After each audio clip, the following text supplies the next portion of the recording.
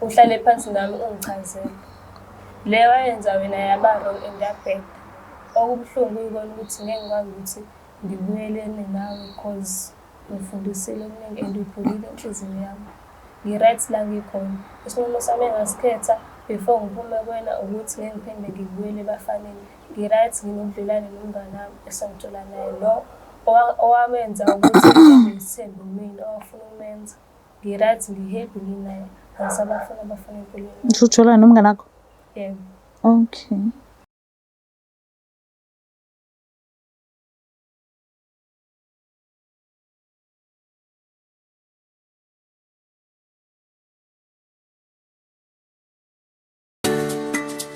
Black Life Traditional Pharmacy izimpande zama-Afrika. Sikulethela konke ongakudinga. Sisebenzisa imvelo ukulapha, sididiyele izimpande, kwahlanganiswa ongoti abahamba phambili kwezokulapha ngesintu. Senzela wena. Sikhona isikhafula sokubuyisa isithandwa sakho, ukuthola umsebenzi, ubuyisa umuntu wakini owaduka. Sikhona neziwasho. Sikhona isiwasho sokugeza isichitho, ube nogazi, uthandeke ebantwini, ukususa amathunzi amnyama, nokuvula izinto zakho zikale phansi abantu bakuthande. Siyabasiza nomama uma unenkinga umhlume, ama-ulcer, i-cancer, i-BP, ushukela, ama-fibros, uvule nesibeletho ukuzothola abantwana. Siyabasiza nosisi ukukhuphula isitofu sibeke ku-6, indoda ikuthande kakhulu izikuphi imali. Nobaba sebasiza ukuqinisa idonkipiri, umthetho uqine endlini. Wenza umuntu wakhe athande wena wedwa, alangazelele wena wedwa futhi uphinde uvikele umkakho. Woza kithi epharmacy eBlack Life Traditional Pharmacy. Ipharmacy yethu i-141 KE Masinga Road eDurban. Inamba yethu yocingo 062 219 7748. Sithinte njalo ukwazi nokuthola usizo ngespecialist nazo. Ngiyanibingelela nonke ababukeli beBlack Life TV kuhlelo esiluza ngokuthi i-Love Back. Igama lami nguStufuza Dlangamandla Zulu. So-ke njengoba sihleli ne-guest la, na kanjani ukhona lo muntu esafisa ukuthi abe naye kwezothando, kodwa-ke uzosichazela kabanzi la behlangana khona nala bexabana khona njengosela today, efisa ukuthi baphinde bazame futhi ukubuyelana, bakhande kabusha uthando lwabo futhi. So-ke asike sizwe ukuthi ingabe usiphatheleni. Sabona kunjani? Sawubona. Alright. Ngiyaphila njani? Ngiyaphila nami. Ubhuti waba isibongo? NgakaNdlovu. WaNdlovu. Yebo. Okay, buya kuphi? Amasho. Ukhulela Amasho? Yebo. Alright. So, ngicela ukuthi fahla kancane ngempilo yakho, ekhuleni kwakho nje, la ubheka khona, la uqala khona ukuphaphama, la uqala khona ukubona izinto, uke wanothisa nje ekhaya kakhulukazi ingane zakwenu, abazali, nje eduze kwakho bekwenzakalani? Ukhule kanjani? Ubukhula umuntu kanjani? Khona ngikhuliswe ekhaya right. Yebo. Newa zonke iyalo kodwa. Okay. Kunalokho bekwenzeka nje ekhaya. Kuba khona lokho. Yebo, njengezinto zesithembu kanje. Okay. Yebo, okuyikho lokho okugcina kungiletha la. Oh, okay. Uyangena nakho la? Yebo. Alright, uhlangane kuphi-ke no-ex muntu wakho? Lo ufuna ukubuyelana naye, unahlangana kuphi? Kumuphi unyaka futhi? Sahlangana ngonyaka 2023. Okay. Sasihlangana e-mall. Hayi eGateway la sahlangana khona. Okay. Wayibona le ntokazi wafisa ukukhulumisana naye. No mhlambe wabonwa yiyona. Phela kuyenzeka nathi sibabona abajida thizeni. So ubani wakhulumisa omunye kuqala? Yimina engambona. Okay. Ngam-approach ayo. Okay. So naxoxa ke kuhamba isikhathi yahlangana i-relationship yenu. Yebo. Nase niphathana kanjani ke? Khona besiphathane kahle. Beni. Just kuningi. Yeah, naphathana kahle and yebo yonke into bihamba kahle until kuze kubhede mina. Wenzani? Engakwenza ukuthi ngambhanqa nomngani wakhe. Umngani wakhe? Yebo babesondelene naye. Why umngani wakhe? Abantu zanabangaka yini ukhetha umngani wakhe? Ukuthi ngangifuna kahle kahle njengoba bengishilo ukuthi ngikhule ekhaya obaba bebethatha isithembu. Nami benginaleyo nto yokuthi mangikhula ngifane nobaba ngithathe isithembu.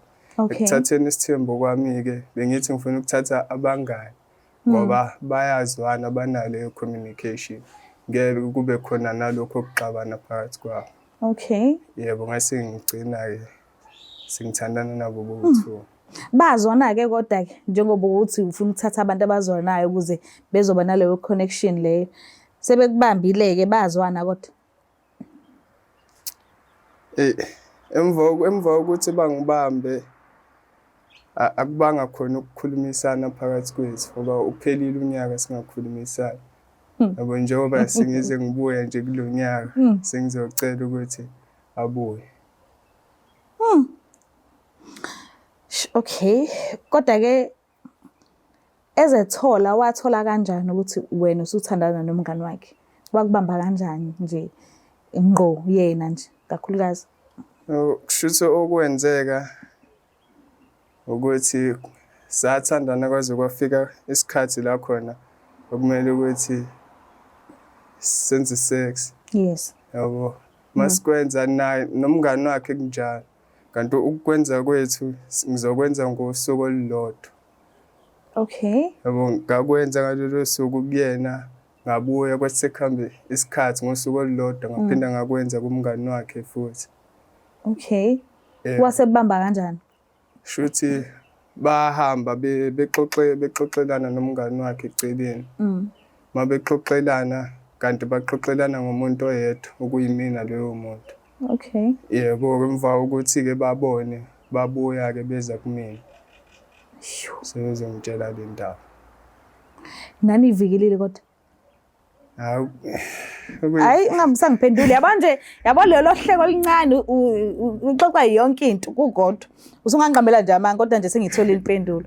So ke mekuhamba isikhathi ke awuboni yini ukuthi noma akwenzeka ngani ukuthi lo obuthandana naye kuqala ungakathandana ubungani uzolimala enhlizweni njengoba usafusa phinde futhi uphinde uzama ukuthandana naye futhi?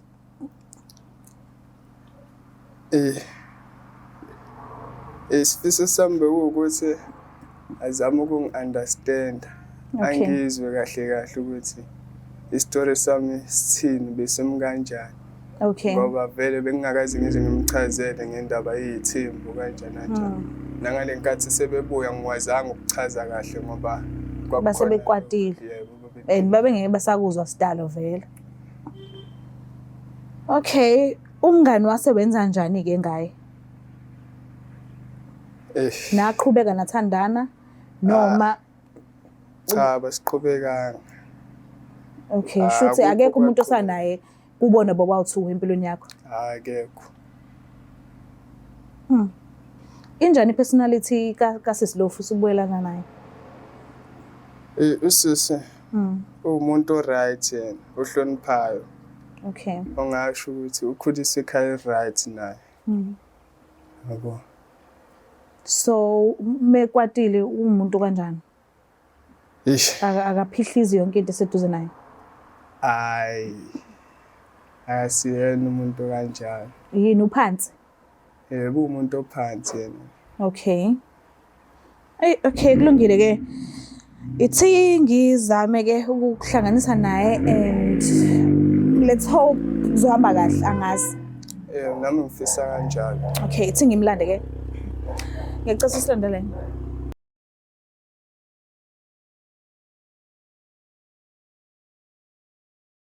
Ngiphinde nginamukele futhi babukeli bayo iBlack Life TV. So njengoba ngike ngachaza ngaphambilini ukuthi ngizoke ngichazele kabanzi ngalama products lawa ala ngithunyiwe ke nami njengoba nazi ukuthi sinawe ipharmacy yaka Black Life. So sike sabona kwi comment section nizikhalela ukuthi kahle kahle niyayifuna into engase insize uma nakho nigembula. So sike sahamba saguduza lamafutha lawa abuya kwaMhlaba uyalingana and sesithole ubufakazi obuningi kubantu abahlukahlukene asebebuya omunye wabalaphi bendabuko osenzele lamafutha lawo. So njengoba wabona ehafu so acazelwa la amafutha okugembula lawo na kanjani mase kuthi uyazama ngesingawe. So njengoba 5 kanje I'm not allowed ukuthi ngidalule ukuthi ayimalini kodwa fona ku 062 219 7748. Njengoba ubona njengamanje ubona le video uzokwazi ukuthi na kanjani asasekhona. If le video le engikhuluma nawe kuyona manje awusayiboni ayisafakanga kwenye yama episode uzokwazi ukuthi na kanjani izobe singekho. Kodwa ke ungaba nawo nenhlanhla ube uqala ongase ufone kule 5 le. Bawancumile kakhulu and nami ngiyanithembisa sithole abantu abahlukahlukene bethula ubufakazi ukuthi hayibo sesiwine kanje. So anani niyazi ukuthi ngeke sizindayisele into engekho. Ngiyazi ukuthi nisithembile. Mase kuba iwasho khona lo muntu olapha ekhaya ubukele le video othi mina into zami shem zivalekile kumnyama angitholi umsebenzi nginesidina nje futhi nakubantu iwasho ke lezi fona usicele sizokutshela ukuthi sisetshenziswa kanjani. Usebenzise ngalendlela esikuyalela ukuthi usebenzise ngakhona ungenze ngendlela ocabanga ngayo noma useke wezwa ngayo ngaphambilini kwezinye indawo. Ngiyanicela ningafoni nithi ayisebenzanga into ekubeni anikwazanga ukuthi nisilalele ukuthi isetshenziswa kanjani. Njengoba sizonyalela nathi ingoba nakho nathi la siwathathe khona ingoba nakho siyalelwe ngaleyo ndlela ukuthi zisebenza kanjalo lamafutha lawa nalezi iwasho lezo. So umuntu uma ekhaya othi ngivalelekile angikwazi ukunyakaza ngimdala angithola umsebenzi izinto zami zimnyama ngumuntu nje engathi nginesichitho wonke umuntu uyanginyanya wonke umuntu akangifuni eduze kwanginesidina nazi iwasho ngase uyisebenzise. Mase kuthi la amafutha okugembula 062 219 7748.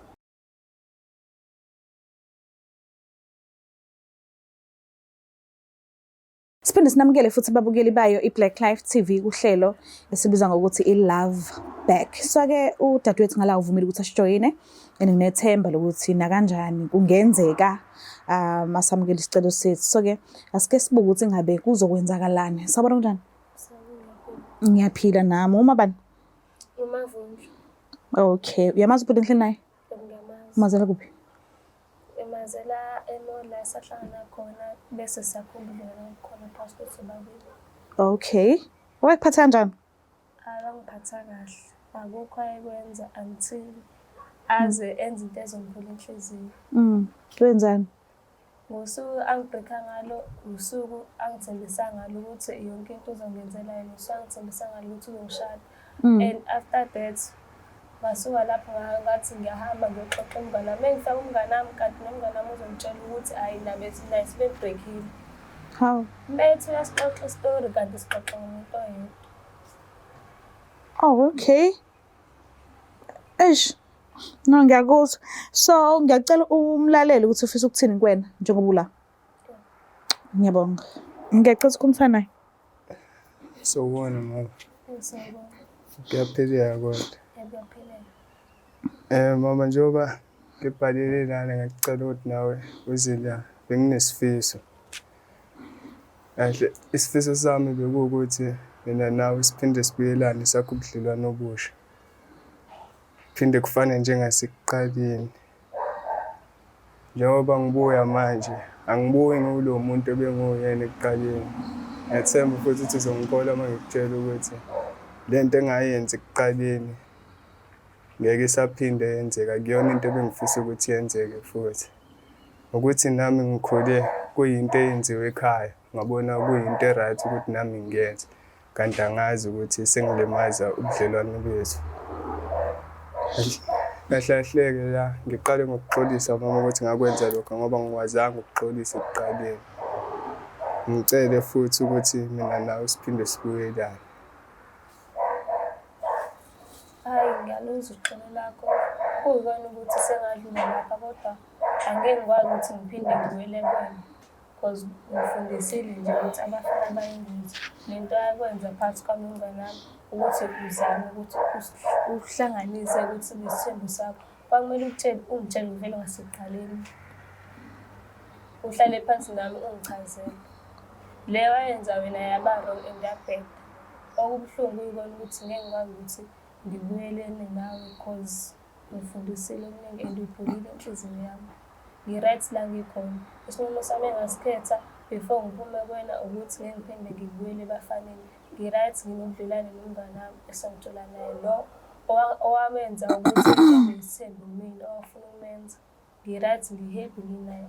angisabafuna abafuna empilweni. Ngisho ujolana nomngane wakho? Yebo. Okay.